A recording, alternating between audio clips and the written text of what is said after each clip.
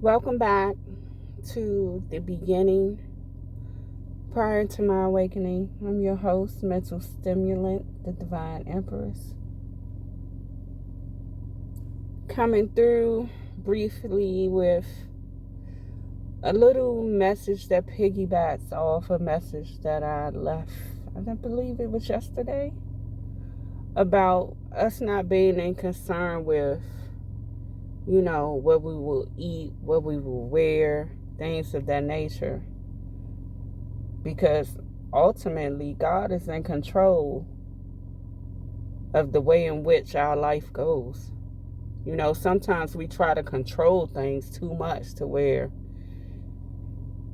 it's kind of like we put ourselves into a hustling backwards sort of effect when we try to have so much control over things instead of living by, God is in complete control. This is not our thing. We're just simply here. You know what I'm saying? But I got a download not too long ago that pretty much piggybacks off of that, and I had to immediately stop what I was doing to put this nugget together for you guys, because it was brought to my attention that it may be the light bulb that someone viewing or listening rather to this message needs. So me being obedient and completely bare, I try to be obedient and put everything to the side, because what God will have me to do is first and foremost. Nothing I have going on is more important than what God asks of me. I'm at His complete will and His complete use. I have completely surrendered myself to Him, because it's something that I had to be taught myself. I'm not in control of anything. When I keep trying to control things, just have to have things a certain way, or I'm so caught up on all the wrong things, it seems like the furthest I get from those things. It's a freeing experience when you let go. When you completely surrender to the Most High God. Like, it's the ease. You don't have any worries. Most of us, we deal with stress, anxiety, all of these things because we're trying to hold on too tight to the control of our lives, when in reality, we have no control.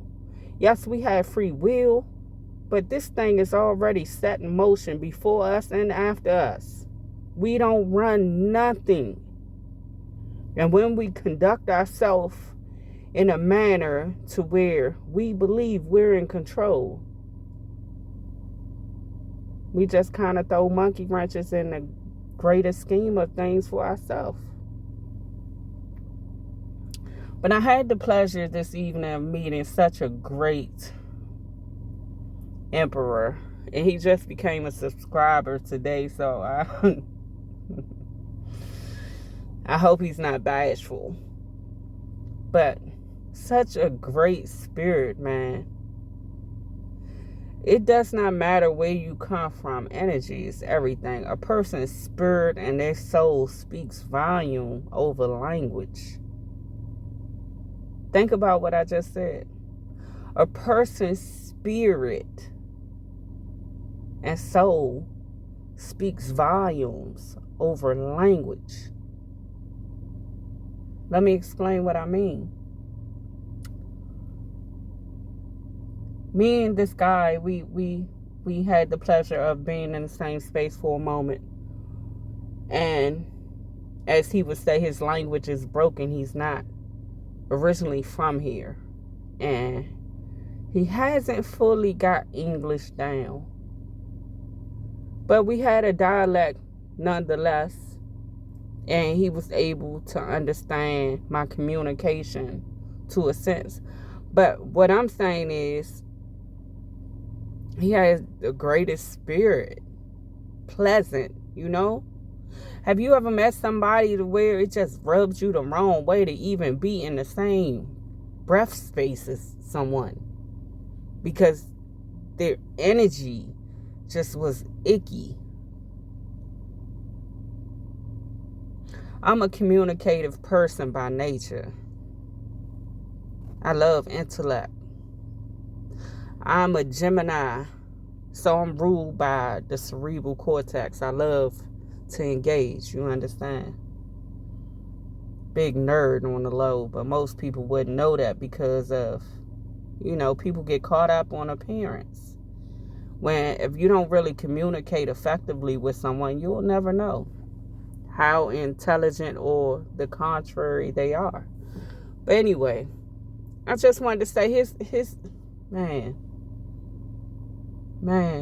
it just makes me want to, jet and travel the world, even though I have been moving around a little bit, seeing a little bit of stuff, experiencing different people, different ethnicities, and I love it, But back to the point, I'm sorry, I kind of got off base, and I need to hurry up. I got somewhere to be.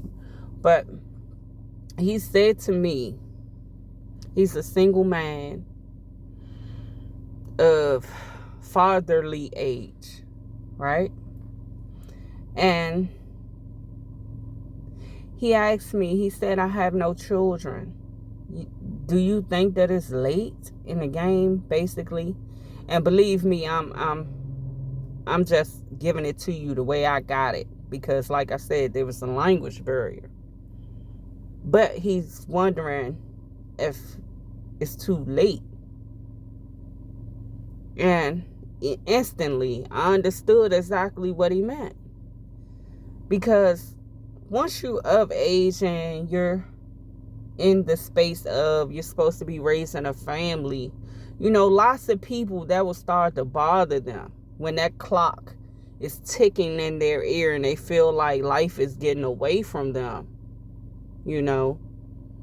It's an insecurity that, lots of adult people who watch their peers raise families and are in the midst of raising families right now, and some even grandchildren, and you're sitting there without a family of your own or children of your own, it will become a great insecurity. And it will seem like that clock just sped up so fast. But I recognized it instantly, when he asked me that. Because I too, I have watched everyone around me have children. Lots of them even now working on grandchildren. I've had the pleasure of experiencing pregnancy, but it was God's way of telling me, you're just fine. Because for a long time, I thought it was something wrong with me, because I'm asking myself, a lot of my peers got pregnant early, and I was asking myself, am I the problem? And it became to be an insecurity, really. As a woman, I began to crave the little patter of feet, which is, I think is normal for anybody, not just females, but men too. So when you seem like you're not keeping up with things and you're falling behind in the race called life, it bothers you. Whether you express it or not, it's an insecurity that will build. We're human. But where I am now, I understand that we're not in control. These are lessons that I had to learn for myself, to where I can really break it down and give someone encouragement that, we're not in control.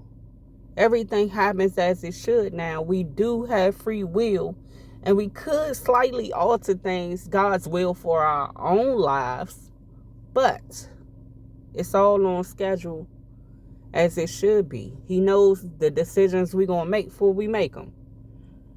He might not agree with them, and for some of those of us that are favored by God, not to say that God doesn't love everybody, because he does. But there's people for different reasons. You'll hear God's chosen that he kind of just have a warm spot for. And he may send messages to them when they're making bad mistakes. Like, it's like a sixth sense. It'll pop up in your head like, maybe I shouldn't do this. That is not you. That's either your higher self, the angels, or God speaking to you directly. Like, that's a bad move. A lot of us would say it's our conscience or what have you. But, whether or not our ego is in the way depends upon whether we listen or not. But again, I'm rearing off page here. But when he said that, do I think it's late? It brought me back to my longing for a child. To where it bothered me so bad and I had such a huge insecurity about it that God allowed me to get pregnant. But then after I got pregnant, I ended up losing my son. And then it was just a whole nother insecurity. Because then I was faced with, why did my son come too early? Then I blame myself. Because I'm a grinder by nature. I'm not a person that's going to sit and wait on anyone. Baby father or anybody else. I was pregnant with child and I was going to go get it for my seed. Regardless. But this neither here or there either. Because, my son served this purpose. It was to rid me of that insecurity that maybe I could not conceive children. It was God's way of showing me you're perfectly fine. You can have children. Just in due time by the person you're supposed to. Quite recently, after my awakening, I started to realize these things when I started meditating more, being in prayer, and some things I just gained knowledge of that I had no way of knowing how. But this is what happened when you wake up out the 3D. Things are viewed completely different. God shares his data with you. Not that you know everything that God knows, of course not. But you understand what I'm saying. So, my son served this purpose for me to relax and know that in due time you will have more than you can bear. So when he brought this up, when he said, did I think it was too late? God spoke to me and told me about Sarah and Abraham. This is not the first time that specific couple was brought to me. Even in my own anxiety, I was reminded of Sarah and Abraham, how they conceived their children in old age. I think Sarah, the Bible says she was 90. Can you imagine? Can you imagine? But nothing is above God's will. What he want done will be done. When he made a promise to her that she would bear children, that's what he meant. God is not a God to lie. Whatever he tell you it's going to be, it will be. So I say all that to say this. We're not in control. I don't care how much we seem to think, we accomplished this and that by our own will. It's not our will. We do not run nothing. I want you to quote me on that. We don't run nothing. God is in complete control. He just simply gave us free will to make some decisions on our own. Kind of like taking off the training wheels and watching whether we crash or not. Hey, man. Surrender to God, man. Let him have control. It's the amount of peace you will never understand. Now, although we're flesh, we will never be perfect. But when you let go of control, you get a different kind of peace. Not to say that nothing will ever bother you. That would be a lie. But I guarantee you, you'll experience a greater peace than you ever have. Quote me on it. Hey, I love you guys. Take care. Peace.